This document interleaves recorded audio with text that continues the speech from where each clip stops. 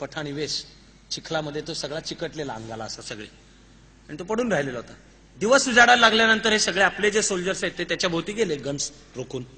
हा आडवा पडल्या पडल्या सांगत राहिला की मेरी कुछ गलती नाही साहब, मैं तो सिविलियन हूं, आप जो बोलोगे मैं बताऊंगा. मला उलट मी तुम्हाला जास्ती माहिती सांगतो. कर्नल बाली त्याच्यापर्यंत आला. पुन्हा कर्नल बालीला निर्णय घ्यायचा एका माणसाच्या जीवाविषयी. तो पडल्या पडल्या आरडाओरडा करतोय, त्याचा आरडाओरडा ऐकला सगळा. कर्नल बाली मग याला म्हणाला की साले आज तो तू बच गया, चल इसको छोड़ देते हैं. म्हणून तो निघाला. तेवढ्यात त्याच्या सेकंड इन कमांडने त्याच्या पाठीवर हात ठेवला आणि तो म्हणाला, साहब ये 5 लोग थे, हमने 4 को तो मार दिया, इसको जिंदा छोड़ के क्या करेंगे. कर्नल बालीनी त्याच्याकडे 1 मिनिटभर पाहिलं, डोळ्यात डोळे, आणि फायनली आपल्या सेकंड इन कमांडला ऑर्डर दिली, किल हिम. त्याच्या कपाळाच्या मध्ये पिस्तूल ठेवून त्याला मारण्यात आलं. पण मारल्यानंतर जेव्हा त्याचं प्रेत पालथं केलं तेव्हा मागे फुल्ली लोडेड AK-56 होती. त्यानंतर 5वीच्या प्रांती जी प्रेत ताब्यात घेतली त्या सगळ्यांच्याकडे AK-56 होती. दहशतवादाशी लढाई म्हणजे किती गुंतागुंतीची आहे. आणि इथे पुण्या मुंबईमध्ये एअर कंडिशन खोल्यांमध्ये बसून ज्यांना दहशतवाद्यांच्या ह्युमन राईट्सची काळजी असते, ज्यांना फाशी जाणारा धनंजय चॅटर्जी म्हणजे कोणतरी संत पुरुष लागून गेला असं वाटत असतं, त्या मीडियाला हे शिकवलं पाहिजे. ते असो हे जे स्वयंघोषित काही इंटलेक्च्युअल्स आहेत. अवघड आहे ही लढाई, याला सावध समाज आवश्यक आहे. हा कमांडिंग ऑफिसर होता कर्नल बाली, चंडीगडच्या जवळ राहणारा, आणि युद्ध सुरू झालं त्यावेळेला रजेवर होता. त्याला आर्मीनी इन्स्ट्रक्शन पाठवली की ताबडतोब ड्युटी जॉईन करा. आर्मी एवढंच सांगत असते, कसे या, हे तुमचं रिझर्वेशन, तुमच्याकरता AC2 टायरे वगैरे काही नाही, या तारखेला इतक्या वाजता यायचं. You are to do or die and never to ask why. हे लॉर्ड टेनिसनच्या विश्वविख्यात एका अजरामर कवितेतली ओळ आहे. Into the valley of death rode 600. क्रिमियाच्या युद्धामध्ये एका युनिटला चुकीची ऑर्डर मिळाली. 600 जण, त्यांना माहित होतं ऑर्डर चुकीची आहे, but they followed it. Lord टेनिसननी ती अजरामर कविता करून त्यातली ही ओळ आहे, you are not to ask why, you are but to do or die. तसा हा कर्नल बाली अंगावर पूर्ण युनिफॉर्म घालून चंदीगडच्या रेल्वे स्टेशनवर आला आणि त्यांनी स्टेशन मॅनेजरला विचारलं की मला असं असं आहे, मी ड्युटीवर चाललोय, हे माझे इन्स्ट्रक्शन, मेरे लिए 1 सीट का इंतजाम करो.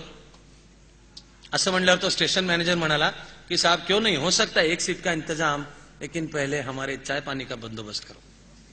कर्नल बालीने हे ऐकलं आणि तो त्या स्टेशन मॅनेजरला म्हणाला, अभी तेरे चाय पानी का इंतजाम कर देते. म्हणून त्यांनी खाडखन थोबाडीत मारली त्याच्या. मला अर्थात आनंद वाटलाच, पण अशी थोबाडीत प्रत्येक जण नाही मारू शकत. भुसावळच्या जवळच्या गावात लान्स नाईक बाबूसिंग राजपूत राहत होता. त्याला पण आर्मीचं वॉरंट आलं. तो पण निघाला.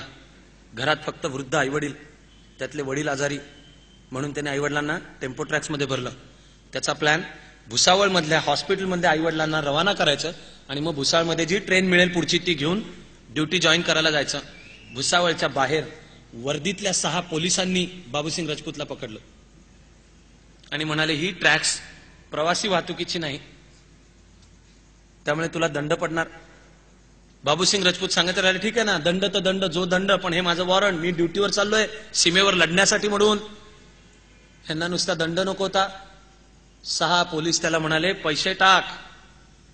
बाबूसिंग राजपूत चिडला आणि त्यांनी त्यातल्या एका पोलिसाची गचांडी पकडली. वर्दीतल्या आणि ड्युटीवर असलेल्या पोलीसची गचांडी पकडली म्हणजे इंडियन पिनल कोड सेक्शन 353 खाली हा अपराध झाला, ऑब्स्ट्रक्टिंग गव्हर्नमेंट वर्क. आणि गव्हर्नमेंट वर्क काय, ड्युटीवर चाललेल्या जवानाकडनं पैसे खाणे. म्हणून बाबूसिंग राजपूतला अरेस्ट झाली. ती रात्र बाबूसिंग राजपूतनी पोलीस कस्टडीत काढली. दुसऱ्या दिवशी त्याला मॅजिस्ट्रेट समोर हजर करण्यात आलं. मॅजिस्ट्रेट शहाणा असला पाहिजे. मॅजिस्ट्रेटने बाबूसिंग राजपूतला सोडून दिलं.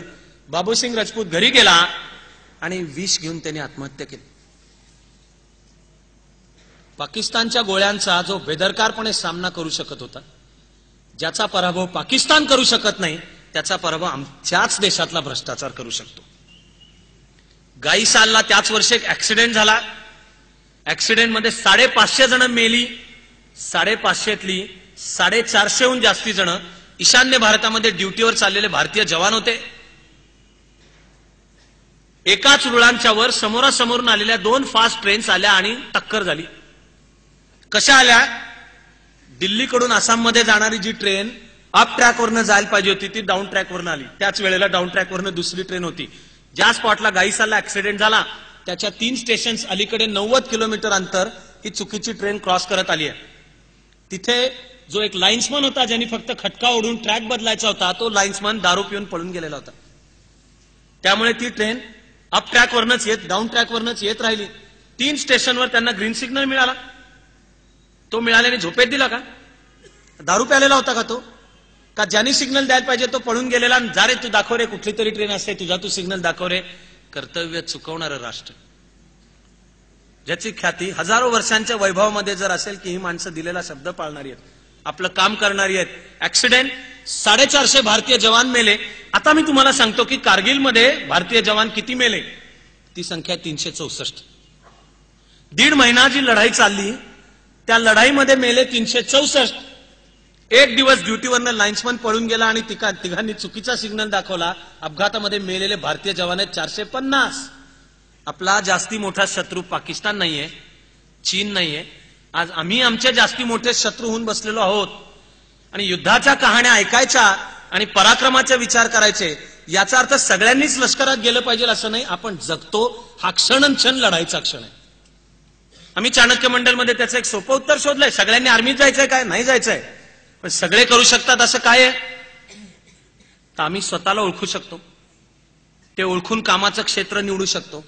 त्या क्षेत्रात उत्तम आणि प्रतिभावंत काम करणे हीच देशसेवा आहे. उत्तम प्रोफेशनल असणे हीच देशसेवा आहे.